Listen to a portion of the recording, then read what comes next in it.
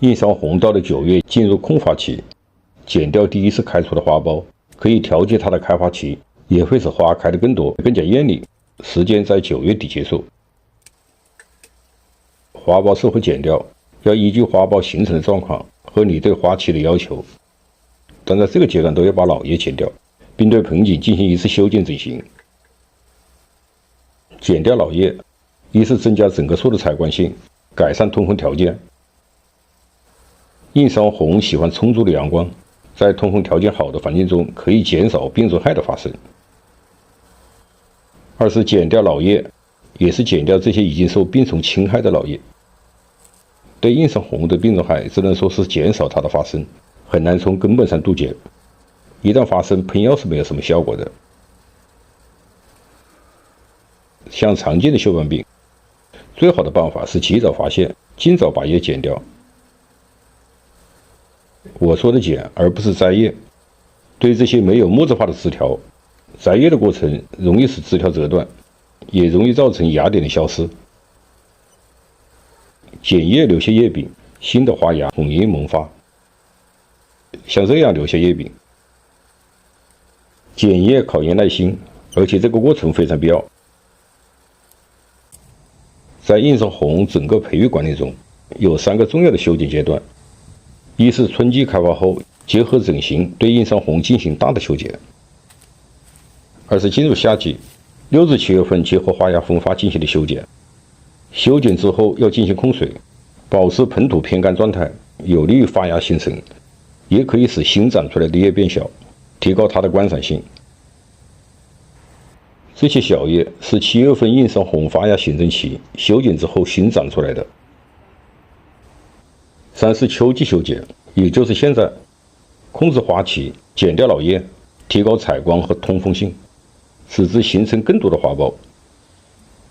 在秋季修剪，除了上面的操作，也要对它进行一些小范围的整形调整，保持它的基本造型，使春季开花时达到最佳的观赏效果。印桑红在4至6月份有一个生长旺季，在这个时期给印桑红补充几次肥水和硫酸亚铁。有条件的可以用自己泡制的防肥，但要注意肥的浓度，施肥采用薄肥轻施的办法所达到的效果是最明显的。枝条生长健壮，抗性增强，这样可以减少病虫害的发生，也为7月左右印桑红花芽分发提供充足的能量。对印桑红的培育，从春到秋，环环相扣。想让它早日成型，要尽量的避免盘杂。像这种枝条变化幅度不大的，就不要盘杂。吊拉不伤皮层，基本不影响它的生长。而且印桑红每年都要进行一次比较大的修剪，新老车子替换，才能使印桑红充满活力，年年花满枝头。吊拉是最适合这种周期性操作的。这些是春季定的枝，半年的时间，枝条就基本定位好。在盘杂过程中，皮层一旦有破损，在施肥或者是干喷后，容易产生失枝。玩印桑红的朋友，在夏季高温应该遇到过这种失枝现象，皮层破损造成枝条失水。这些内部生长的弱势枝条，既达不到造型的要求，消耗养分，而且开出来的花很小，留下还占据空间。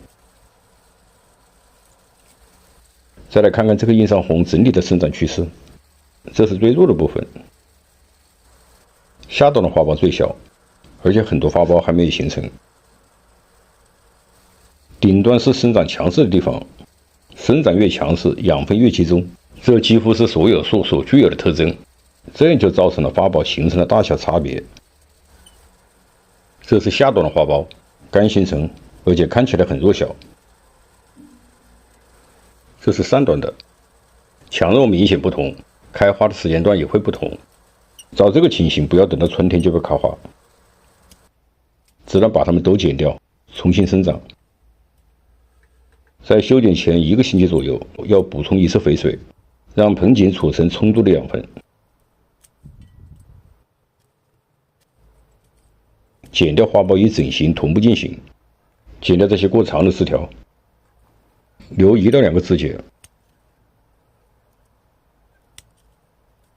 在这个时候，碱叶硫丙对这些没有完全木质化的枝条就会发挥作用了。留住的叶柄可以保持芽点的水分，加上树本身养分充足，新的花芽就会很快生长出来。对硬伤红盆景进行这种操作，可以达到2个目的：一是像这种花苞稀少而且生长不统一，通过修剪重新调整盆景的供氧分配，使之达到一种新的生长平衡，生长出更多而且大小基本一致的花苞；二是调整硬伤红开花期，花苞重新形成，花期就会向后推迟。像这一盆修剪之后，估计到明年3月左右开花。操作完成，最后补充一点硫酸亚铁，增加盆土的微酸性。把这些颗粒撒在盆叶的四周，不要把它放在根部，这样随着浇水它会被缓慢吸收。硬伤红最明显的特征，细微上新的土壤，土壤中缺少肥料可以，但失去了微酸性，生长就会减弱，而且花会开得稀少。